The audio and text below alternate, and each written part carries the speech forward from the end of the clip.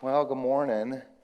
Flynn, I know this kind of goes without saying, but Flynn and I have been super grateful for you, your community, what you have been a symbol and a former of in the world and in communities of faith and communities of concern. And so thank you all so much just for being yourselves, but honestly, thank you for including us and continuing to include us. Thank you for including us this weekend, for your hospitality, and then honestly, thank you for your friendship. It's so funny, we come back here and it feels like we're coming back to a place where we know people we love, we feel known, and it feels like friends. And I think that's fundamental to our human state and who we are and who we're becoming. So I want to get rolling because I'm going to try to do the impossible. I'm going to try to introduce the Enneagram, what it is, where it came from, what it's not, quick summary of the 9 types, why it's probably as popular as it's becoming today, and why it matters, all in the next 4 hours. Just kidding. I really am going to try to run downhill and try to open this up for y'all. But does anybody here not know what the Enneagram is or has not heard of this? Awesome, super duper. So the Enneagram essentially has emerged as this teaching, as this tradition to help us deal with this fundamental ache in our human soul. And that is, most of us don't know that we don't know who we are. So that's a bummer. And we live out of the lack of self-awareness. And in fact, not only do we live out of this lack of self-awareness, but we allow the fragments of our sense of self, we allow the fragments of who we think we've become to lay claim to the whole of our identity. And you see, we're not the best bits or the worst bits of ourselves. All of it belongs. And really, you know this. If there's any one part of ourselves that we don't allow to belong, then the truth is no part fully can belong, right? So the Enneagram is really a teaching about belonging, about making peace with your whole self. Now, very simply put, and if you can capture and understand this, then you'll understand everything. The Enneagram also exposes our ego set of coping addictions that we've wrapped up around a so-called childhood wound so that we don't have to tell ourselves the truth about who we really are. That's it. Because you see, what most of us would prefer to do is project this ego mythology, right? Our personality. And as we project this ego mythology of who we want to be seen as, who we want to be known as, then we actually begin to trick out and build out scaffolding around that. And that scaffolding becomes our personality. But you know this, right? Personality comes from this word persona. Persona is a mask. And so really, and fundamentally, our personalities are the masks that we wear to hide our essence, to cover up the truest, most beautiful aspects of who we are. And you see, we've forgotten those. We've actually forgotten that our souls were purposed. We've forgotten that we exist to bring healing, hope, love to the world. And so with this so-called childhood wound, we're jarred out of that purpose. We're jarred out of that essence. And we begin suffering. And this is really part of the gift of being human, but you see, to a certain extent, we don't have to suffer in most of the ways that we do. And so here comes this teaching, right? The Enneagram. And fundamentally what it says is that there are 9 archetypes for human character structure. There are 9 paths of suffering that we, on a subconscious level, choose to give ourselves over to. And then we allow those paths of suffering, we allow those masks, we allow our ego set of coping addictions to become personalities. And you know this. You know that you're not your personality. And one of my teachers, Russ Hudson, says this. Because in the Enneagram, you call these personality styles types.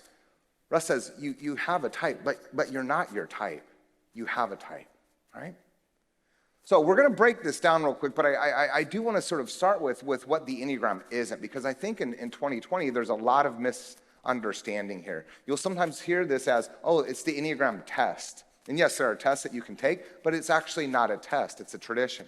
You'll hear that, oh, this is a personality profile system. And yes, there is a personality overlay to it, but you see, the Enneagram may be thousands of years old, right? Rumors of this are evidenced 7,500 years ago in ancient Egypt, 4,000 years ago in prehistoric Korea, 3,000 years ago with the early Greek mathematicians and the Pythagoreans. One of my teachers, Michael Goldberg, actually teaches that in Homer's work, The Odyssey, as Odysseus is making what should be a 2-week journey from Troy back to Ithaca to be reunited with his wife and his little boy after the Trojan Wars, he gets waylaid. And if you remember the great epic, right, he essentially makes 9 stops to get home over the course of 10 years. And Michael Goldberg even maps those 9 stops against the 9 Enneagram types in order, right, moving counterclockwise around the circle. All the great world religious traditions, Buddhism, Judaism, Christianity, Islam, in their mystical streams lay claim to this teaching and have sort of fingerprints in it. But in 1971, 72, and 73, a Chilean Gestalt psychoanalyst gathered some grad students in Berkeley, California, and on Saturday mornings in his backyard and in his living room, over those 3 years, began to take this ancient process teaching and develop personality overlays. And so if you were born before 1971, then you're actually older than the Enneagram of Personality. So it's actually not an ancient personality system. It's a relatively new teaching as it has this personality overlay for us to sort of look inward, to see who we are, to see what compels us, motivates us, moves us, all right? So when you start with the Enneagram, the first sort of thing that we look into it is that it breaks us up into sort of 3 what are called centers of intelligence. There's basically 3 primary modes of perceiving and processing reality. And those are the folks of us who kind of locate that pre-conscious bias for interacting with the world in our guts. There's 3 types of these 9 that locate this in our hearts, and there's 3 that locate this in our heads. And when you locate these in your body, your hearts, or your head, this is where you start to understand that some of us actually have this innate instinctive intuition where we just sort of walk into a room and we size things up. We discern who's safe and unsafe. We discern who we like and who we don't like. And we can't explain it. We don't have good languaging for it, but it's there. It's in our instincts. It's in our intuitions. There's 3 of these 9 types, like I said, that are in their heart, and they perceive and process the world through their feelings. They have a highly attuned sense of an emotional intelligence, and they can actually read the emotions of others better than we can almost read our own. They can actually language our feelings and emotions better than some of us can do this for ourselves. This attunement actually opens the rest of our hearts as these folks actually have made peace with theirs. And then there's 3 types that are in their head. And these are the folks that sort of evacuate into their mind space to theorize, analyze, suss things out, to figure things out for the rest of us. Because most of us who aren't in our heads actually don't care not only about the solutions, but the right questions, right? And so these 3 centers of intelligence, your body, your heart, your mind, are the 3 ways we perceive and process reality. In that perceiving and processing reality, this sort of gives us the ability to realize that in our bodies, a lot of us are actually primarily concerned with being in control. In our hearts, a lot of us are concerned with connections and comparisons. And in our heads, competency really is our credibility. Now, this also shows us what our Enneagram type's most accessible emotion is. And so if you're in your body, that's usually a form of frustration or anger. If you're in your heart, that's generally a form of guilt or shame. And if you're in your head, that's a form of anxiety or distress. And you see these most accessible emotions are there. They're along for the ride. And what we get to learn with the Enneagram is they don't have to sit in the driver's seat. They're not in charge, right? They can sit in the way back because they belong. Just as everything belongs, they just don't have to have the first or the final say. Now, when you move these 3 centers of intelligence into the types, what you start to see is that point 1, right, sometimes called the reformer, sometimes called the perfectionist, we begin with the individual who is highly principled, who sets incredibly high standards and aims to live into those, right? Type 1s have this fundamental basic fear that they are somehow inherently corrupt and irredeemably flawed. And so what they do really in an attempt to try to earn the love that they think they want is to be better than they need to be. But you see, this leads to a kind of idealization of perfection and of goodness. And in this idealization of that, and right, one of our friends and teachers, Father Richard Rohr, says, every unrealistic expectation is a resentment waiting to happen. They begin to resent themselves for not being good enough, for actually not being able to live into the imperfection of being perfect. It's impossible. And so they bring that inward, and they really sort of bring that inward as a kind of anger. And we know this isn't anger. If you're a 1, you're not the angriest person out there, but a kind of sadness that, man, if you can't even be as good as you hope and know you should be, then how does anyone else have a chance? And so when 1s come across as fussy or critical, that's also a misunderstanding of who they are. That is just the projection of the inner angst of dealing with a really fierce inner critic that simply could just be welcomed, could also be made, have room made for them, and then be brought into a kind of inner witness, an inner observer that leads to compassion, right? Second kind of trait we have here are folks who are sort of landing on the outside of the circle at point two. And point two or type two are sometimes called the helper or the giver. This is the need to be needed. This is the individual who really is the nurturing brace of humanity. They're the open-hearted, sort of in the open-hearted, benevolent person who knows what you need before you need it, and they're there. And not only are they willing to help meet your needs, but they've already figured out how to in the most perfect ways. They self-abnegate. They give themselves away at their own expense, much like the giving tree, right? You remember this poem from Shel Silverstein about a little boy who loves this tree, and every time he shows up, she gives her fruit. She gives her branches. She eventually gives her trunk. And at the end of every page in this story, it says, and the tree was happy, and the tree was happy. The tree was happy giving herself away. She was happy sacrificing herself for this boy. But in the end, you realize she'd given everything away at her expense. She had fed his entitlement. And in fact, this was the source of her deep sadness. So even if you're too heart-forward, caring, loving, generous, there's a lot of loneliness in there. Because you do know how to love everyone else, and we hardly know how to love you. We hardly reciprocate. We don't mirror that back. And so rather than suffering that, you make peace with it. In a sense, you try to legitimize it through not pride or arrogance, but kind of a denial of your own needs, a denial of what you want. And that denial continues to keep you, even in the embrace of your intimate friendships and relationships, lonely. And so as your heart is open, really for the rest of us and for the twos in our lives, the invitation is to move forward and to embrace that open heart as a way of becoming more human and more whole, right? Type 3. Type 3 is sometimes called the performer or the achiever. Fundamentally and classically, this was the need to succeed. And the bummer here is if you're a 3, it's truly never, ever been about success or failure. It's never, ever been about winning or losing. It has always been about your relationship to value. Because you see, the poor 3 has this fear that you do not have intrinsic worth other than what it is that you earn. So as little kids, in the emptiness of your heart center, what you did was make these trades, these proxy trades, where you would rather actually chase down recognition, affirmation, reward, attention, than give yourself over to simply receiving the gift of love, something that you could never earn, that you can't or is impossible to achieve. But even as little kids, getting into the ruts of, yes, I'm chasing down this affirmation of being seen, this validation of being the best, you began to believe that. And in the suffering of that, knowing that that actually wasn't satisfying, that wasn't filling your heart, you didn't give yourself over to pure deceit or deception, but you began to believe that lie. That these trade-offs would actually satisfy, that these trade-offs would actually give you the value that you were in pursuit of, and that actually if you could earn that value and become more valuable, you would be lovable. But 3s know that that's not the truth. You're smarter than that. And so the suffering here is the suffering of wanting to be loved just because you deserve it and because you are already worth it, right?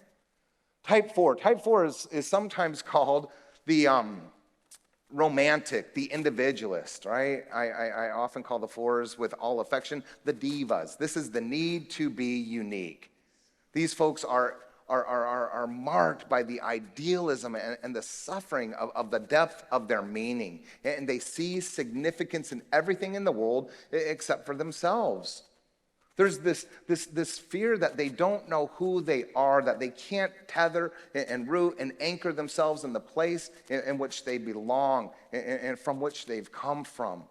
And so in their reality, in their external world, they're validating that significance, that beauty. They're ascribing and drawing meaning out in everyone else as if that would help pull it out of them.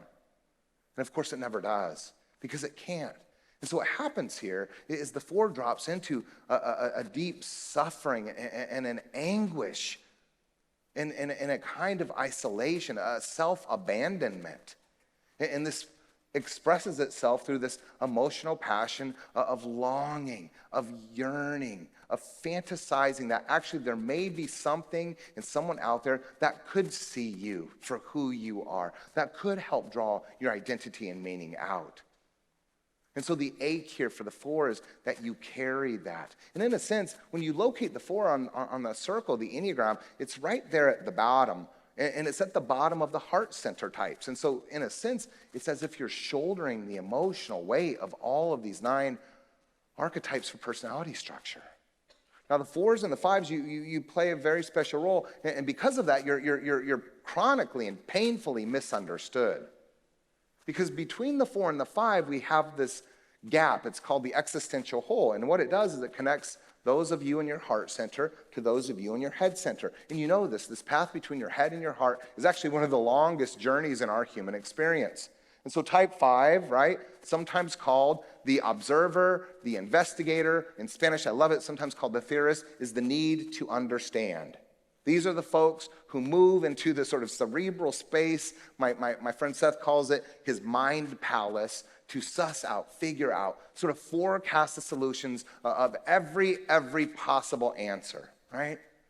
These folks are pure minimalists, and there's nothing simple about them, because just as the 4 may be the most complex emotionally, the 5 is actually the most complex mentally. But the minimalism here is your brilliance. The minimalism here is your ability to budget your energy and your time so that it's not wasted going out for drinks. It's not wasted hanging out at a coffee shop or a music festival, but it's really in front of the pile of books or the laptop that has the access to the solutions, to the answers that you must crack to keep the world that you live in and the people that you care for safe. And so there's a brilliance here. And you see, for 5s who love learning, you actually don't need teachers. In fact, teachers slow you down. But in the kind of isolation, there's a kind of misunderstanding. And in fact, there's a kind of feeling rejected. And this is a push-pull, right? Because in a sense, you're rejecting distractions that keep you away from the solutions that you're in pursuit of, which feels like then in the isolation of going inward, there's a feeling of inner rejection. And it's a chronic and it's a painful misunderstanding. And so for the 5s in your life, honor the boundaries, but make room for them. Now 6s. Poor 6s. These are the great threat forecasters of humanity, right? These are sometimes called the loyalists, the skeptics. This is the need to be secure. These are the great worst case scenario thinkers of the Enneagram. And so they've already figured out what's going to happen when this joint catches on fire and all the fire exits are blocked.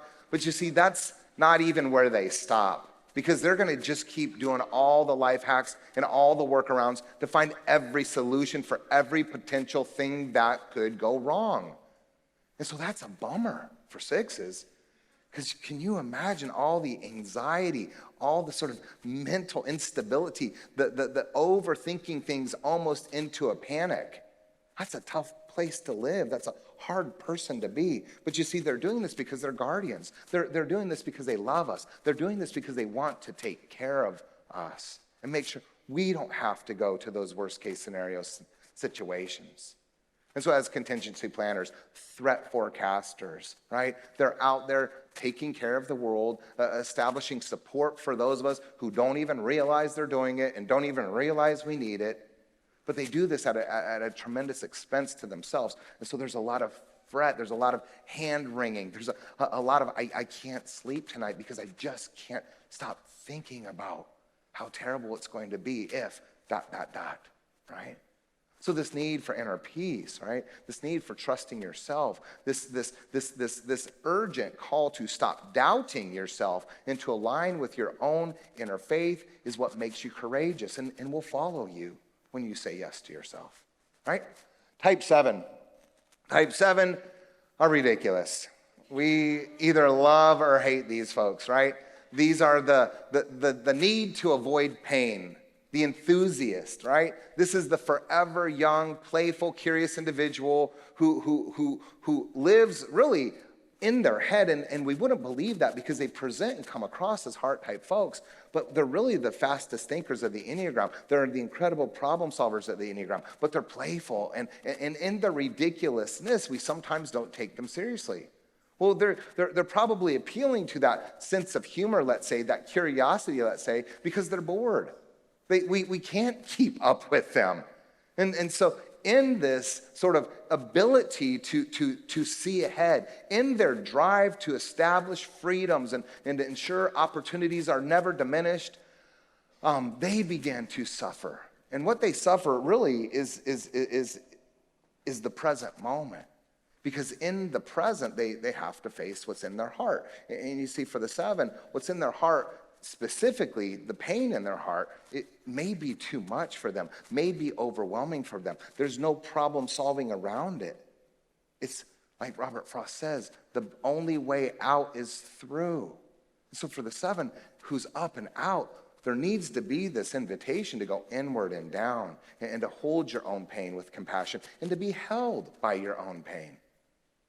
Well, the poor 7 doesn't really want to do that naturally, and so the 7 gives themselves over to gluttony. And this gluttony isn't I overeat or overconsume. It is I overuse any distraction that brings me pleasure so that I can avoid my own pain.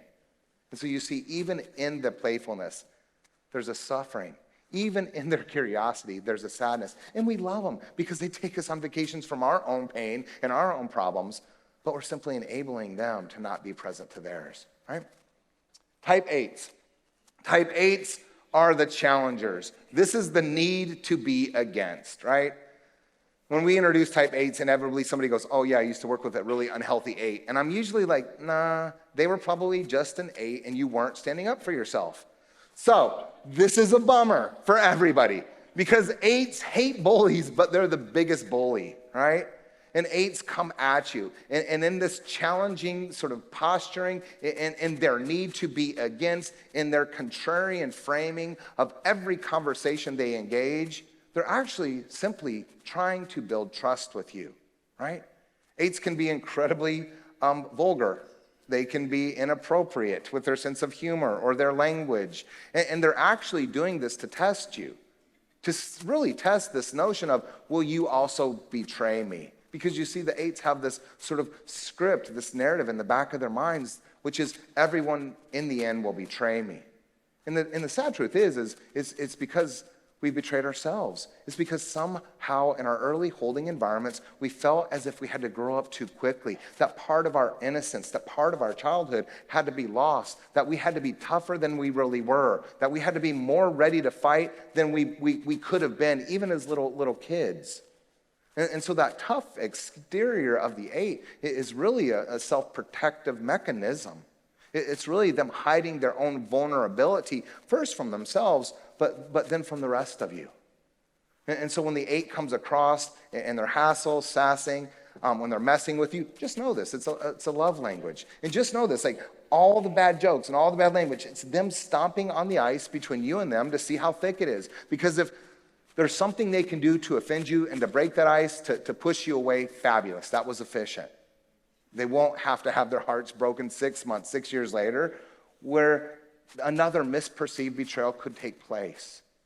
And if your partner's an 8, you're in relationship with an 8, make space for all of them, even the intense aspects of them, the excessiveness of them, the impulsiveness of them, but also make space for their inner child. Because when they bring that forward, you know you're trusted. And once they trust you, they will get your back. And then, of course, finally, we have type 9. And type 9s are sometimes called the mediators, the arbitrators. These are the peacemakers, right? Type 9 sits at the top of the circle and, in a sense, holds all the other 9 types in embrace, making room, including, allowing for all of us to be. And this is their gift.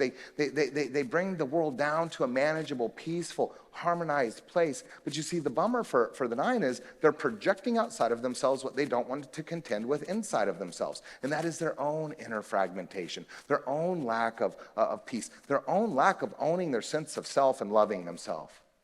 You see, in all of our early holding environments, which were all, I'm sorry to say, imperfect, right? And so if you're a parent, I'm sorry to say this, yes, you too will someday be the subject of an individual's therapist session.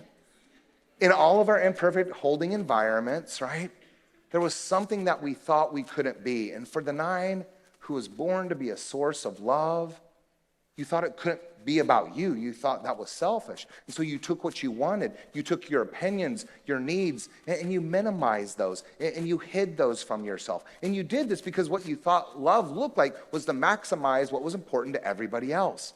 But you see, that's not loving when that's at your expense. That's not loving when you diminish yourself. Because you can only love someone as far and as deep as you've loved yourself.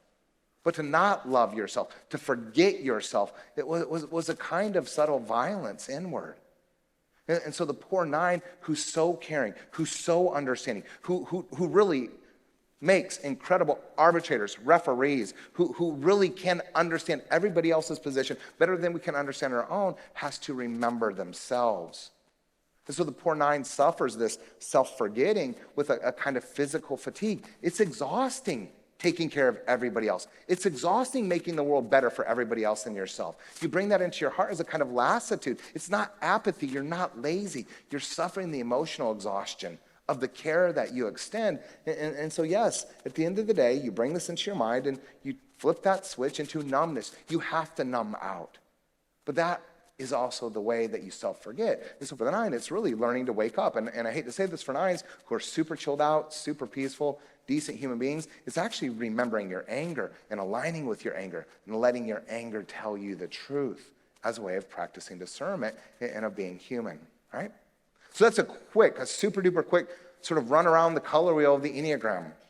And you'll see this, that yes, I may be 1 or 2, or I feel like 2 or 3 of those look like or feel like or sound like me. And if that's the case, then that usually means you're getting close, because the numbers adjacent to yours are called wings. And these wings are what we use to help balance our type. These wings, like a color wheel, sort of give depth and shape to our type.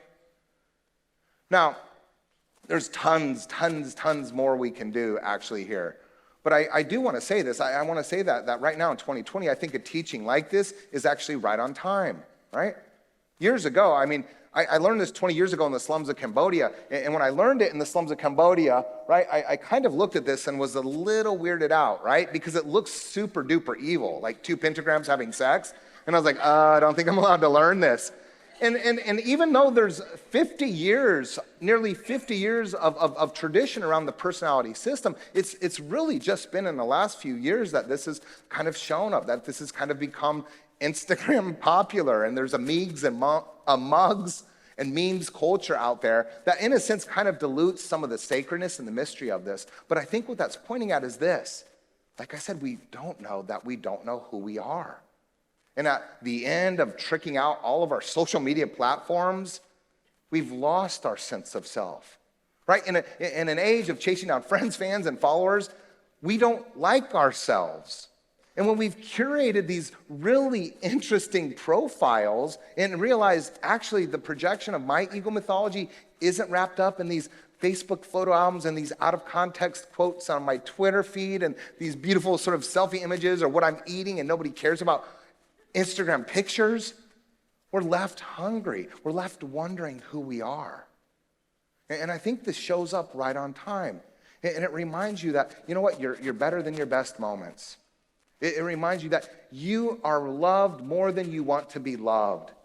It reminds you that, in fact, yes, you are good, you are beautiful, and you are loved. And if we could simply remember our soul's created purpose for being, our fundamental truest self, our essence, then we would live more beautifully, that we would reconnect with the purpose that we exist, which is to help heal the world. So like I said at the beginning, because of that and because of what we've forgotten and because of what we've allowed to be fragmented, when we don't allow the best and actually the worst of ourselves to belong, the truth is no part fully belongs.